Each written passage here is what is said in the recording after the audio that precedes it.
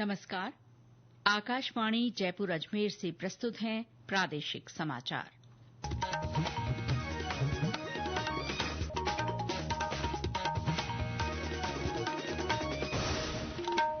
मुख्य समाचार। अंता सीट से भाजपा विधायक कंवरलाल मीणा की विधानसभा सदस्यता रद्द। महाधिवक्ता की रिपोर्ट के बाद ये निर्णय लिया गया। प्रदेश में झुलसाने वाली गर्मी का प्रकोप, 16 जिले हीटवेव की चपेट में। केंद्रीय गृह मंत्री अमित शाह ने ऑपरेशन सिंदूर के दौरान बीएसएफ की भूमिका की सराहना की।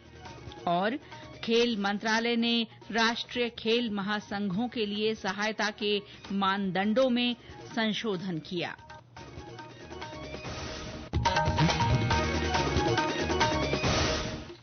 समाचारों के साथ मैं शीला चावला। और अब समाचार विस्तार से। भाजपा विधायक कंवरलाल मीणा की विधानसभा सदस्यता रद्द कर दी गई है। श्री मीणा 12 की अंता सीट से विधायक थे। विधानसभा अध्यक्ष वासुदेव देवनानी ने मीणा के मनोहर थाना कोर्ट में सरेंडर के बाद ये कार्रवाई की। विधानसभा सचिवालय की ओर से इस बारे में आज अधिसूचना जारी की गई। गौरतलब है कि साल 2005 में सरपंच के चुनाव के दौरान तत्कालीन उपखंड अधिकारी को धमकाने और पिस्तौल दिखाने के मामले में विधायक मीणा पर मुकदमा चल रहा था, जिसमें अदालत ने उन्हें 3 साल की सजा सुनाई थी। मीणा ने सुप्रीम कोर्ट में अपील खारिज होने के बाद मनोहर थाना में सरेंडर कर दिया था। वे अंता विधानसभा क्षेत्र में कांग्रेस नेता प्रमोद जैन भाया को हराकर विधायक बने थे। श्री मीणा मनोहर थाना से भी विधायक रह चुके हैं। श्री मीणा की विधानसभा सदस्यता निरस्त होने के बाद अब 12 जिले की अंता सीट खाली हो गई है। राज्य विधानसभा में अब 199 सदस्य रह गए हैं। मीडिया से बातचीत में विधानसभा अध्यक्ष ने कहा कि महाधिवक्ता की रिपोर्ट प्राप्त होते ही ये निर्णय लिया गया। उन्होंने कहा कि इस मामले पर राजनीति नहीं होनी चाहिए। सारे कानूनी पहलुओं का अध्ययन और कानूनी राय देने के बाद ही निर्णय किया जाता है। उसके तहत कंवरलाल मीणा के मामले में भी हमने पूरी प्रक्रिया अपनाई। इस मामले में मैंने पहले भी कहा था कि एजी से राय ली जा रही है। एजी विधानसभा का पदेन कानूनी मामलों के अंदर सदस्य होता है। उसके तहत हमने एजी को रेफर किया। वैसे ही एजी की मेरे पास रिपोर्ट आई। उसके 15-20 मिनट बाद ही आज प्रातःकाल 10:30 पर यह निर्णय फाइल पे ले लिया। प्रधानमंत्री नरेंद्र मोदी 25 मई को आकाशवाणी के मन की बात कार्यक्रम में अपने विचार साझा करेंगे। ये इस मासिक रेडियो कार्यक्रम की 122वीं कड़ी होगी। ये कार्यक्रम आकाशवाणी और दूरदर्शन के समूचे नेटवर्क पर सुबह 11 बजे प्रसारित होगा। राज्य में अधिकतर स्थानों पर भीषण गर्मी और लू का प्रकोप बना हुआ है। हनुमानगढ़, बाड़मेर, पाली, करौली, चूरू में गर्म हवा के थपेड़ों से लोग दिन भर परेशान रहे। श्रीगंगानगर में आज भी लू और प्रचंड गर्मी से लोग बेहाल रहे। वहां अधिकतम तापमान 47 डिग्री को पार कर गया। हमारे संवाददाता ने बताया कि झुलसाने वाली गर्मी के कारण दिन में सड़कों पर आवाजाही काफी कम है। बदन झुलसाने वाली गर्मी का दौर लगातार जारी है। तेज धूप और गर्म हवाओं के कारण दोपहर के समय सड़कें भट्ठी की तरह तपने लगी हैं। लगातार तापमान और गर्म हवाओं के चलते प्रशासन ने राष्ट्रीय आपदा के तहत चिकित्सा विभाग के साथ साथ अन्य विभागों से समन्वय के लिए हीट एक्शन प्लान के तहत कार्य आवंटित किए हैं। इसी तरह पंचायती राज विभाग द्वारा दिशा निर्देश जारी किए गए हैं। साथ ही लोगों को दोपहर के समय अत्यावश्यक होने पर ही घरों से निकलने और इस दौरान बेसूती कपड़ों से बदन ढकने और लू से बचाव के लिए जारी निर्देश की पालना की अपील की गई है। नगर परिषद की ओर से शहर के मुख्य मार्गों पर पानी का छिड़काव करवाया जा रहा है। गर्मी में लोगों को शीतल पेयजल उपलब्ध करवाने के लिए जिला मुख्यालय पर अधिक भीड़ भाड़ वाले स्थानों पर प्याऊ भी बनाई गई है। समाज सेवी संस्थाओं द्वारा निराश्रित गोवंश और अन्य जीव जंतुओं के लिए पानी और चारे की व्यवस्था की जा रही है। जितेंद्र शर्मा, आकाशवाणी समाचार, श्रीगंगानगर। 16 जिले प्रचंड गर्मी और हीट वेव की चपेट में रहे। बीते 24 घंटों में 7 शहरों बीकानेर, चूरू, जैसलमेर, पिलानी, वनस्थली, फलौदी में भी अधिकतम तापमान 45 डिग्री से ऊपर मापा गया। हालांकि भीलवाड़ा, चित्तौड़गढ़, कोटा, बारां, बूंदी और झालावाड़ जिलों में आंधी और हल्की बरसात हुई। भीलवाड़ा जिले के शाहपुरा में 30 मिलीमीटर बारिश दर्ज हुई। मौसम केंद्र जयपुर के निदेशक राधेश्याम शर्मा ने बताया कि उदयपुर, जयपुर कोटा संभाग के कुछ हिस्सों में अगले 3-4 दिनों में दोपहर बाद गरज के साथ हल्की से मध्यम बारिश की संभावना है। वहीं जयपुर, भरतपुर और अजमेर संभाग में भी कहीं कहीं हल्की बारिश हो सकती है।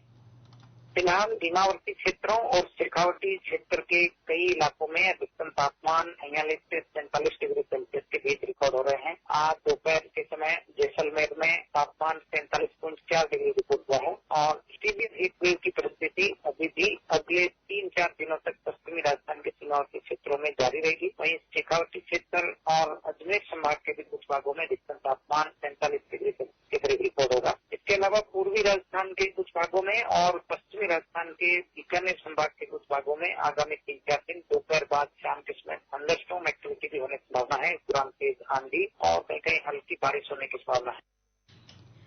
मुख्यमंत्री भजनलाल शर्मा ने राज्य में राम जल सेतु लिंक परियोजना के कामों को गति देने के लिए वन विभाग को भूमि आवंटन की मंजूरी दी है। वन भूमि प्रत्यावर्तन के तहत 12 और अलवर जिलों में 1102 हेक्टेयर से अधिक भूमि आवंटित करने की स्वीकृति दी गई है। मुख्यमंत्री ने ईआरसीपी के तहत बनाए जा रहे रामगढ़ और महलपुर बैराज तथा नवनेरा, गलवा, बीसलपुर, ईसरदा लिंक परियोजना में बैराज निर्माण से प्रभावित वन भूमि के प्रत्यावर्तन के लिए भूमि आवंटन के प्रस्तावों का भी अनुमोदन किया है। इस निर्णय के अनुसार 12 जिले के किशनगंज, छबड़ा, छीपाबड़ौद और अलवर जिले में गैर वन भूमि वन विभाग को निःशुल्क आवंटित की जा रही है।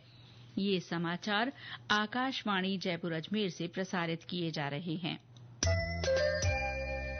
प्रादेशिक समाचार बुलेटिन आप हमारे x handle @AIRnews_Jaipur, YouTube channel Rajasthan AIR news और फेसबुक AIR न्यूज राजस्थान पर भी सुन सकते हैं।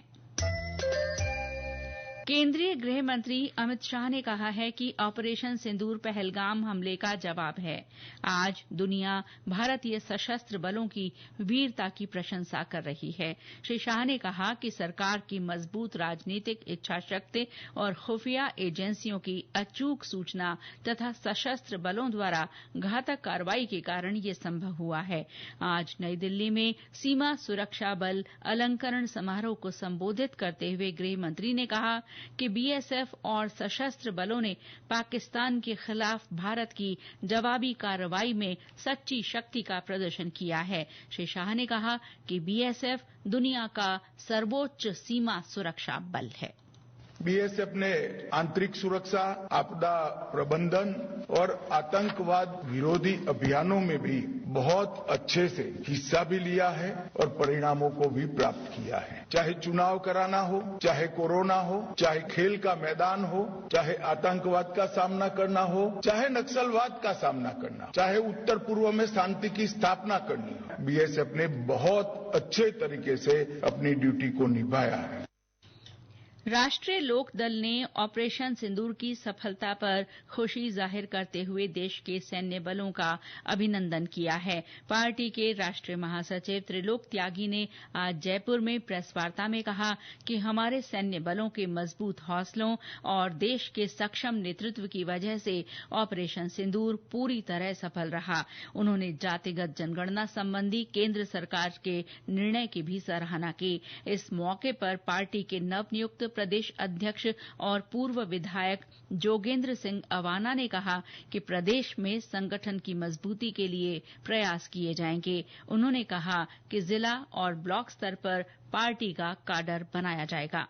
एक एक जिले में जाके हम कार्यकर्ताओं के साथ में बैठक करेंगे। उसके बाद 7 संभाग है, 7 संभाग में हम जाएंगे और फिर नीचे 200 विधानसभा स्तर के बाद में हम बूथ स्तर तक कार्यकर्ताओं को तैयार करेंगे। तैयार करने के बाद में एक हम बड़ा कार्यक्रम अभी आगामी जून के माह में से जयंत चौधरी जी का प्रदेश स्तरीय एक कार्यकर्ता सम्मेलन हम जयपुर में रखेंगे और पार्टी को मजबूत करने का काम करेंगे, कार्यकर्ताओं को जोड़ने का काम करेंगे। मैं आपको आश्वस्त करना चाहता हूं कि आगामी दिनों में राष्ट्रीय लोकदल राजस्थान की सबसे बड़ी तीसरे नंबर की पार्टी दिखेगी।